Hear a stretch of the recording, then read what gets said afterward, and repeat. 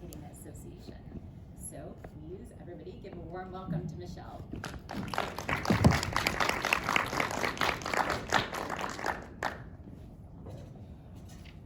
Thank you. Good morning. Good morning. Are y'all awake? Some of y'all? Barely. I think I was worried about missing my own session, so I can only imagine. Okay. So today we're going to talk about knowing how diversity drives revenue. Okay. So who likes making money? Oh yeah. Okay. Who likes making your company money? You want to get paid, right? You make the company money, maybe you'll get paid? Okay, all right. So today we're going to talk about the power of BIPOC communities. So BIPOC is Black, Indigenous, and people of color in diverse communities, developing your audience, language of inclusion, and creating inclusive teams. All right. So a little bit about me. Who am I to be talking about this? So I've been doing marketing for about 15 years, and my marketing journey has evolved, okay? So in 2013, I started Line 25 Consulting. I help cause-based organizations with inclusive marketing strategies and initiatives. In 2019, I birthed my 10th baby, the African American Marketing Association. Okay, I have no kids. But we know as entrepreneurs, we always have ideas, right? We have ideas, we have projects, so somewhere around number 10. And then I'm part of a tech company called Dance Card. So lots of times when we hear D&I, we think of human resources aspect, right? We think about hiring. And let's be honest, D&I is trending right now. I like to say we approach diversity and inclusion from a marketing perspective, right? How does that sound? We're marketers, right? So let's look at it from a different angle. All right, I'm all about money, okay? All right, so can anyone guess how much buying power BIPOC communities have? Any numbers? Think about Black people, Latinx, Middle Eastern, Asian American. How much money do you think you're spending? In the U.S.? Yes, please, the In the US. U.S. Think about Dove, beauty products, consumer packaged goods. 70%. Of what, 70%? 1 million, trillion, a lot? Oh, a lot. I thought you were percentage too. 5 trillion? 5 trillion? All right, yeah, that's actually right. So, good job. So, and there's a lot of stats, but this is what I actually pulled up, right? So in this particular stat, from Nelson Media, multicultural communities, specifically Blacks, Asian Americans, and Latinx in North America, those three groups have a buying power of $3.2 trillion, right?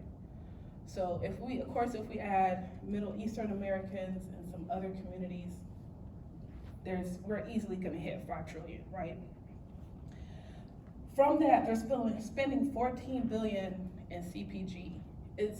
Are there any agency employees here that focus on CPG? From what I understand, I know that's a big deal in the Midwest, so I'm just curious, okay? So if we go to the LGBT community, that community by itself, and of course there's some overlap, some intersectionality, they're spending 3.7 trillion globally. Who wants to tap into these markets? Right? Who wants to tap into these communities? Right, and then of course we have Muslim Americans, 125 billion. Neurodiversity, is anyone familiar with that? Neurodiversity, so we have people with disabilities, be it physical or intellectual. And then, I guess, fun fact, did you know?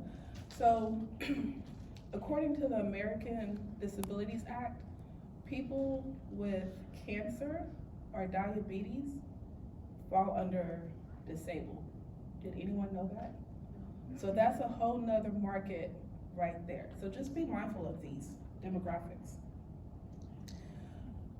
All right, and here's a chart from eMarketer. As you can see, as the years have progressed, and of course, we're just going to continue to evolve, the buying power is going to continue to build for each community. And 2023 is pretty much around the corner, right? All right. So what is inclusive marketing? Inclusive marketing is about creating the marketing efforts, strategies, tactics that represent diverse communities that your company serves. Right. So what are the strategies and tactics that you probably already have your ideal customer, right? So what can you replicate to serve new audiences? So here's a diversity, I guess, list of all of the what's considered under diversity, right? I think race is pretty much at the forefront right now. We have age, generation. I am a geriatric millennial, very proud geriatric millennial, right? Then we have Generation Z right under us. Of course, gender, sexual orientation. I mentioned neurodiversity earlier. Some more demographics. Does anyone serve U.S. veterans? No? Okay, okay, we need to talk. All right, so that's a whole nother demographic. And then overall social economic status. All right, so we as marketers, we already know how to do the customer avatar, the ideal client, the customer journey, target audience. We know all of this, right? But what if we took it a step further and identified our target audience for demographics that we can serve, for diverse communities that we can serve, right? So we know finding the right audience can be crucial for our campaign's efficiency. According to Yahoo, 54% of customers believe a personalized ad message is more engaging, and they're probably gonna buy. I know Coca-Cola's done a good job years ago where they had the personalized Coke bottles, right? Where they just had your names. It's like everyone wants that. What if that came out while Instagram was hot? I think they did that in 2013, but what if they were to do it again? What if they were to bring that back? Would you buy Coke? I don't even drink Coke, but I'll probably buy it as a souvenir. I remember I graduated high school in 2000, and for whatever reason, we got class of 2000 Coke bottles. I still have it, right? So that personalized message is something that you want to keep. And right now, it's probably something you're gonna put on Instagram. But maybe I'm the only IG addict, I don't know, maybe it's just me, okay? So the audience. So we have our target audience, we know our target audience, now we wanna explore a new audience. So what are you gonna do to understand and dissect your audience, okay? We know this is what's working with our current avatar, right? Our current clients. What can we tweak to create a new market segment and make sure that this campaign is just as effective? Is that possible? It's gonna take some work, right? So what if you did a focus group, create a survey, partner with some organizations? Hey, we're doing this, just wanna put it out here, are you willing to help us? Right? Partner with some multicultural agencies. Go to Twitter, Instagram, TikTok, hashtag research. What's trending? What does that conversation look like amongst this demographic? Okay. So what does this picture say? We have a couple, same couple, right? Two different pictures. So the picture on the left, what does it say? What are you thinking, seeing, feeling? Tension? Okay, anything else? Yes? Okay, probably got in a fight earlier. All right. The picture on the right, what are you getting from that? They probably made up. Thanks for my coffee, I appreciate it. I made it just like I like it before my 8:40 session, right? Yes. I feel like she was mad because she doesn't like the shirt she's wearing. And she just changed her shirt. She's happy. I like that, because we're true marketers, right? Color is everything, right? Color is everything, good one. What about, I'm sorry, did you have something? Okay. I was gonna add something.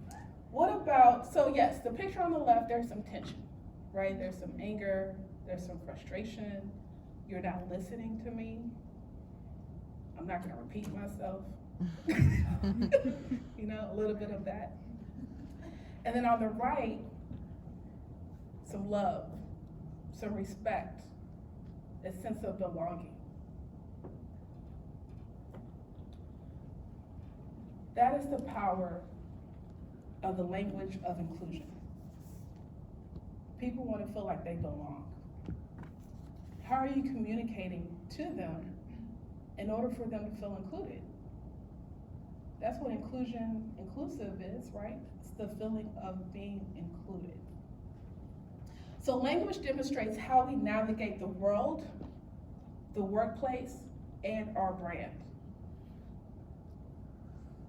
How are you communicating, or how will you communicate to this new audience? Are you going to customize it? Are you going to create a customized ad? Personalization? How are you going to make people feel like they belong in order for them to buy into your brand? I feel like the language of inclusion is a key element to DEI work, right? And the reason why is because you have the broad language and then you have company culture, company language. That's a whole nother topic right there, but you want to be mindful of that. Your language shapes the environment and determines the influence. When we think about some of our favorite influencers on Instagram, LinkedIn, TikTok, we like their personality. And that's pretty much based on how they communicate, right?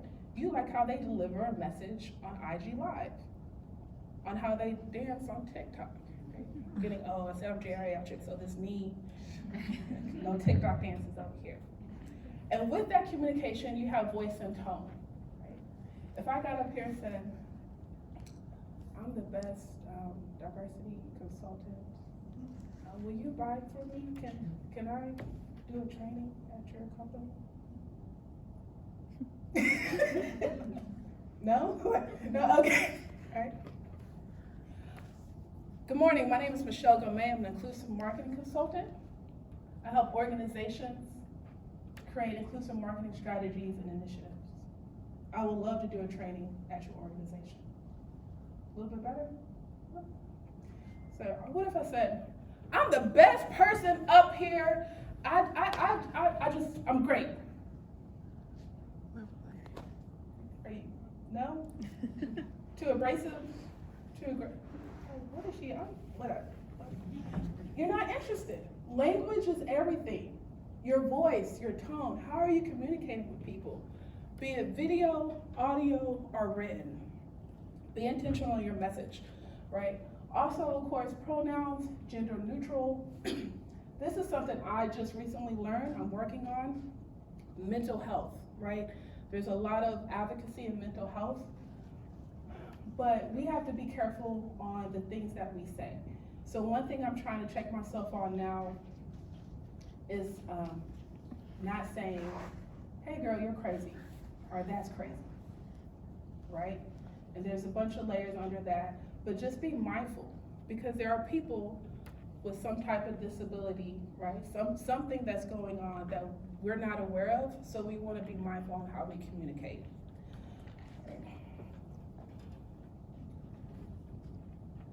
So these are things that we should do when it comes to communicating, right? Does anyone remember this ad? What was wrong with it? Throw some examples, I know it's been a couple of years, but Well, yes. I learned this term yesterday. It's called rainbow washing. And it's when brands like have no ties to the LGBTQ community, but just put rainbows on their logos. This is like that equivalent to a racial injustice situation. Yes, thank you. So I want to go back to what she said. She's exactly right. Especially when companies are doing stuff in the month of June to promote gay pride, right? But you're not doing anything from July to May. Right? So thank you for being mindful of that. So yes, in this case, we had a young black lady during the Black Lives Matter movement. She got arrested, and then not too long after that, Pepsi decided to somehow recreate a commercial with Kylie Jenner. Pretty sure they spent close to $5 million on this only for it to fail, right? So when you're creating these campaigns, you want to avoid microaggressions, rainbow washing, or just overall appropriation, sometimes called cultural appropriation, right? So do your research so you can avoid some of these mishaps. All right, so we're gonna get a little risque. Y'all okay with that? Gotta wake y'all up, okay? So we're gonna do a little case study. Victoria's Secrets versus Savage X Fenty's. Are y'all familiar with these brands? Of course the ladies are, okay? All right, so Victoria's Secret's been around for 43 years, fashion show for a little over 20 years, popular brand, we would assume strong brand. In 2018, their chief marketing officer made some negative statements after the show, pretty much saying, hey, Rihanna, Savage X Fenty ain't got nothing on us. We're here to say we're not gonna incorporate or include a plus size model or a transgender model in our shows, right? Twitter had a fit. This is an example. Let's see. All right, so who is the Victoria's Secret fashion show for? It should feature the full spectrum of folks who want to buy products, especially since then cisgendered women aren't the only ones who wear fancy underwear. Okay, so there's a lot there. You can see it for ourselves. All right, so in 2018, the global singer and icon Rihanna started Savage X Fenty. Short story is, in 2 years, her company's already worth $1 billion, right? Victoria's Secret's 43 years, $1 to $2 billion. Savage X Fenty, 2 years, $1 billion. How they do it? By practicing inclusion, right? By practicing diversity and inclusion. They have plus size models. They have men models, right? Male models. They have transgender models. They have an array of models, right? Those models have influence, that use social media as a distribution channel, that in return drives revenue to the company, right? That lends to the $2 billion evaluation, right? So, Victoria's Secrets learned from that. They made some changes. CMO, you got to go, okay? So he shortly resigned. The board members consist of 11 men. They appointed 2 women as board directors, hired more body-inclusive models. I believe 1 or 2 from Latin America, I think Brazil or Argentina, hired a transgender model, and then their evaluation went up to $2 billion earlier this year. Is that impressive? Sometimes you have to learn from your mistakes. But this is the thing, right? Of course, Rihanna is an icon, but with that, she identified a gap in the market. She was like, there's no nude, right? Or my friends don't have anything, or this doesn't fit right. She identified a gap in the market and she was able to create something, be it the makeup line or the lingerie? What can your company, what gaps in the market can they identify? You know what your competitors are doing.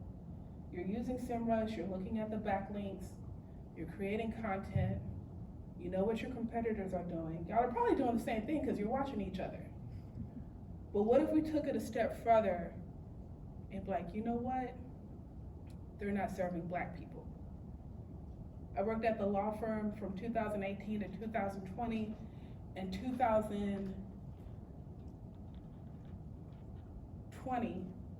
2019, at that time, they already had 2 scholarships. They had an undergrad and a law school scholarship. Black woman comes in named Michelle Gomez, diversity scholarship. Created a whole new set of backlinks, right? And then I got to select the recipients. So I selected a Nigerian American woman, selected a Latinx woman, and I selected another young lady. And then my boss was like, "Are you a womanist?" I said, "Yes, I am." And he was like, "We need a guy." I was like, "All right, we'll give the undergrad scholarship to a guy." You can make change in your company. It doesn't have to be big. There's something incremental that you can do that you can speak up on and make change in your company. All right. So this leads me to creating inclusive teams. You have to get leadership buy-in. What does that mean? There's so many things we can say about this, right? I like to say permission and agreement. Who's gonna sign off on this? And it can't be something that's gonna pacify, right? Because eventually you have to put your money where your mouth is, right? So you have to get full leadership buy-in. Also, when it comes to these marketing teams, I feel like you have to create, let me back up. When it comes to these marketing campaigns, you have to create the team from the inside out, right? So if you want to tap into these Black and brown communities, who's sitting at the table with you? Do you have Black and brown marketers? Do you have a gay male marketer with you? Do you have someone that is maybe diagnosed with autism and ADHD that can at least help you understand the language of the neurodiversity community? It starts from the inside out, right? So how are you gonna do that? How are you gonna talk to the HR team and be like, hey, we need to create a pipeline? What schools can we explore? What organizations can we explore? Can we create a supplier diversity program? Can we partner with another multicultural, Black-owned, Latinx-owned, LGBT-owned, women-owned, veteran-owned marketing agency to do something? All right. So why do we need to create inclusive marketing teams? Any ideas? It just sounds like the right thing to do. That's the baseline, right? But what's the why? Think bigger, think more creatively. Yes, yes. The more different types of people you have on your team, the less likely you are to overlook like something that you're sending that might be an offensive message, or just like overlook a target audience in a way that you could talk to them. Yes, absolutely. Yes. To make your team look like the world you see around you. Yes, I love it. Yes. I was gonna say, I think that it really builds trust for your brand as a whole. Yes. So everyone is right? Diverse teams, inclusive teams leads to diverse thought, great communication, great branding, trust brand. People are gonna buy from you, right? Everyone's right. This has been said a couple of times today, or this week. Generation Z is the most racially and ethnically diverse generation. They're coming in. We're coming in. They're coming in. Are you going to accept it? The world is changing. Your company should evolve. hopefully your company's first to evolve, right? Especially among your competitors. All right. And if you don't have an inclusive marketing strategy, you don't have a growth strategy, period. If you're thinking, what can we do differently? This is it right here. Really is. It's reaching out to these other demographics within your workplace, through your brand, reaching your consumers. So I have all of my resources on my website, all of the articles, case studies you can visit, as well as the presentation. Does anyone have any questions?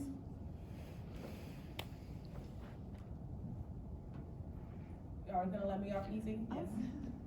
Well, when you mentioned that, you know, like leadership buy-in and like having to have it from the top, like if you don't have like a very diverse like board members or anything like that, like what's the way that you can kind of approach that? Yeah, so I would definitely try to maybe have some smaller internal conversations amongst your peers to kind of, you know, temperature check on your thoughts and feelings. If you have some ideas, of course, try to bring that through. And then also just kind of see what you can do on a small level. So if you need to hire another marketer or just someone on your team, maybe you just need to be a little bit more mindful on, okay, who can we at least reach out to? Nothing's guaranteed, but who can I reach out to, right? Depending on what it is, it may need to go to the top. It may just need to, you know, go to the person above you, right? Maybe your direct report. So I think it depends on the magnitude. For me, doing a scholarship, that's not my money, right? I have to go to the attorney, so I have to go to the top. But for me to select the recipients, that's my decision, right, for the most part.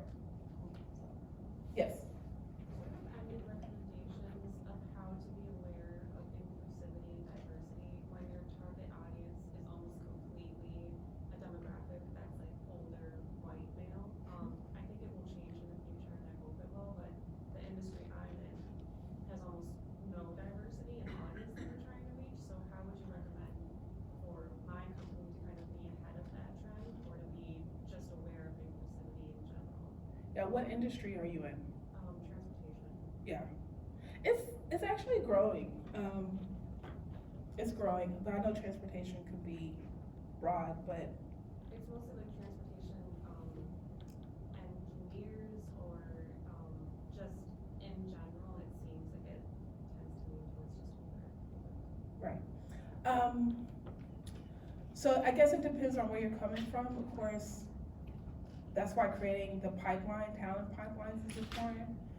So maybe, I'm in Texas, so we have, of course, historical Black colleges and universities, as well as Hispanic serving institutions that are engineering schools or engineering programs, so that's one thing. I think it's things that you can do as far as, we can have a whole nother talk on stock images and presentation, right? But diversifying your images, you know, on the HR page, in the marketing campaign. If your company has the financial resources and wherewithal, doing original photos, finding ways to show that other communities are included here. That way it is more attractive and appealing, whether I wanna work there or if I wanna buy from you, whether it's B2B or B2C, it really doesn't matter. People wanna see themselves at the end of the day. One more question? All right, well, I do wanna thank you for your time, and yeah, hope everyone has a good day.